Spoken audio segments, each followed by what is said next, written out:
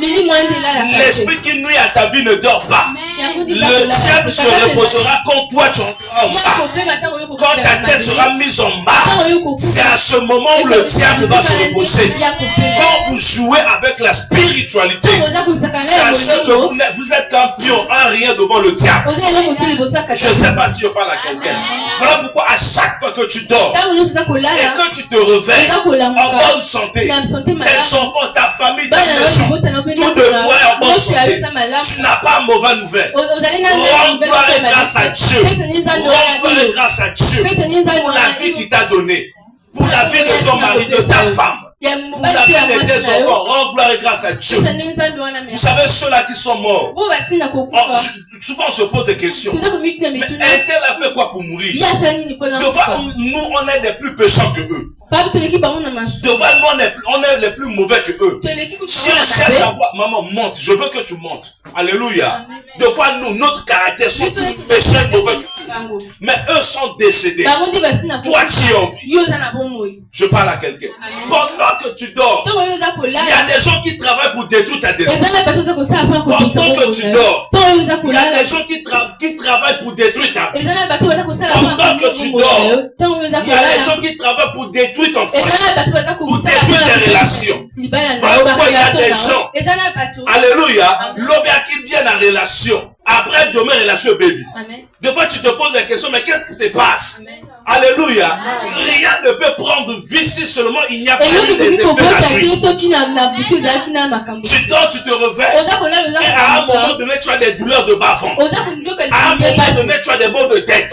À un moment donné, ta santé ne fonctionne pas. C'est parce qu'il y a eu un travail qui s'est fait la nuit. Et pendant que je suis en train de parler, l'Esprit de Dieu est en train de me montrer sur la vie des enfants de Dieu.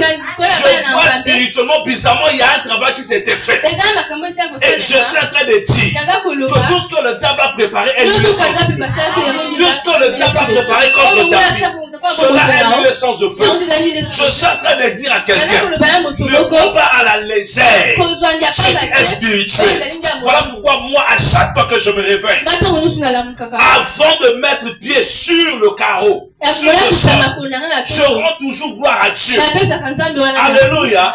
En bénissant le nom, je dis souvent à Dieu, Seigneur, tu es merveilleux. Tu es merveilleux. Il y a des gens plus beaux que moi. Il y a des gens qui ont de l'argent plus que moi. Il y a des gens qui ont des situations mieux que moi, mais qui n'ont pas eu à se réveiller. Mais si je suis en vie, Seigneur, je te rends gloire et grâce. Vous savez, de fois la maladie qui dérange à ta vie, il y a des gens qui n'ont pas pu même faire 2 jours, 3 jours avec toi. J'ai vu une personne qui est morte à cause du palu. Le palu que toi tu traites avec les Ibuka. De fois avec les Diclons tu prends, mais tu es en bonne santé. Il y a des gens qui ont dépensé des millions, des milliards. Alléluia. Et je suis là sur les réseaux sociaux. L'histoire d'un homme riche.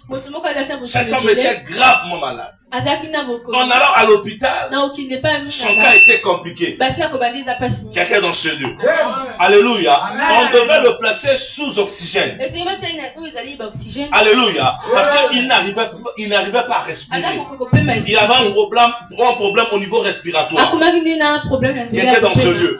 Alléluia. On devait utiliser des tuyaux pour que le monsieur respire. Alléluia. Et à la fin de son traitement, il devait payer l'hôpital. Alléluia. On calculait maintenant le nombre des gens qu'il a passé sous oxygène. Quelqu'un comprend ce que je dis, tu es là. Je prie que tu sois là. Alléluia. Amen. On dit au monsieur que vous avez fait 1h30. Alléluia. Que l'oxygène dépensé pour vous a fait 1h30. Alors, dans les 1h30, on te taxe 520 000 à payer. Le gars a commencé à pleurer. Le médecin va se poser des questions. Mais monsieur, vous pleurez pourquoi? Vous avez un problème financier. Le gars dit, je suis riche. J'ai beaucoup d'argent. Je n'ai pas un problème financier. Le médecin dit, mais tu pleures pourquoi?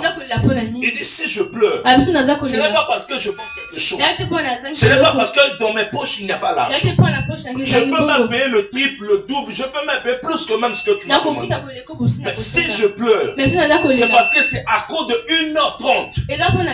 1h30. Alléluia. Donc si j'aime, je suis en train de payer 520 000. Depuis que je suis né, j'essaie de calculer le nombre de fois que j'ai dépensé l'oxygène que Dieu m'a donné. Le souffle que je suis en train de dépenser, Dieu m'a donné gratuitement. Si seulement Dieu pouvait calculer le nombre des heures que j'ai dépensé, je paierais combien? Mais actuellement, à l'hôpital, je paie 520 000 pour 1h30. Le gars a pleuré, il ne partait pas à l'église. Et après ce jour, le gars s'est repenti. C'est pour te dire que, alléluia, vous qui jouez avec le souffle que Dieu vous a donné, vous qui prenez à la légère le souffle que Dieu vous a donné, il y a des gens qui pleurent, il y a des gens qui vivent que sous oxygène, il y a des gens qui payent pour être en vie. Mais toi, tu n'as rien payé. Je parle à quelqu'un. Vous imaginez, tu tombes malade. Alléluia. Il y a un palier qui te dérange. Après cela, tu manques deux fois les diplômes parce qu'il y a manque d'argent. Mais à la fin, tu te sens mieux. Tu te lèves, tu en vie. Maman va à l'hôpital. Tu verras comment est-ce que les gens souffrent. Faire même un tour un jour à l'hôpital pour visiter seulement. Alléluia. Un chrétien s'il ne visite pas l'hôpital, un chrétien s'il ne part pas à la mort, un chrétien s'il ne visite pas les cimetières, il n'aura pas peur de Dieu. Je parle à quelqu'un. Tu ne changeras pas ta vie. Voilà pourquoi ce n'est plus le temps de vous évangéliser, de vous prêcher la parole pour que vous changiez. Mais c'est le temps de faire un peu des visites en visitant ces lieux. Tu vas changer sans qu'on te force à changer. Des fois tu passes là quand on suit souvent les gens à la veille, aux enterrements. Alléluia. Dans les cas de fois, tu as les cimetières, tu as un tel né en 2005, alléluia, décédé en 2019. Tu te poses la question, mais à ça là qui n'est. Quelqu'un dans ce lieu. Est-ce que moi Amen.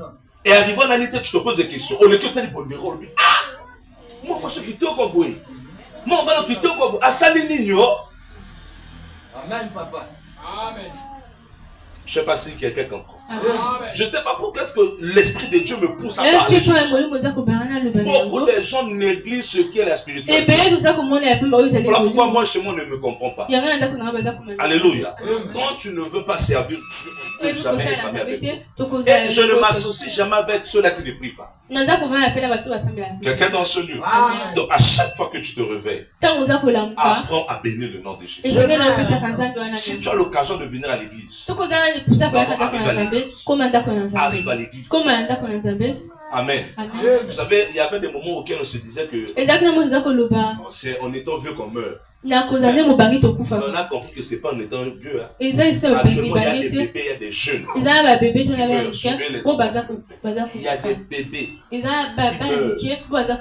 Des fois, tu passes au Mitouni, mais bébé au 5 ans, à ça qui n'y est Nzambe. Amen. Maintenant, la Bible dit personne ne sait ni l'heure ni le jour.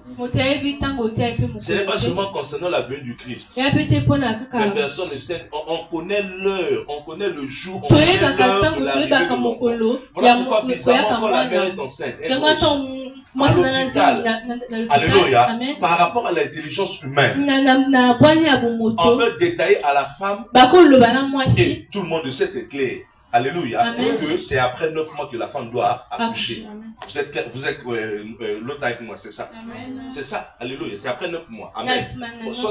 Dis-moi, ça devient un problème spirituel. Amen. Mais tous on sait, depuis que le monde a commencé après 9 mois.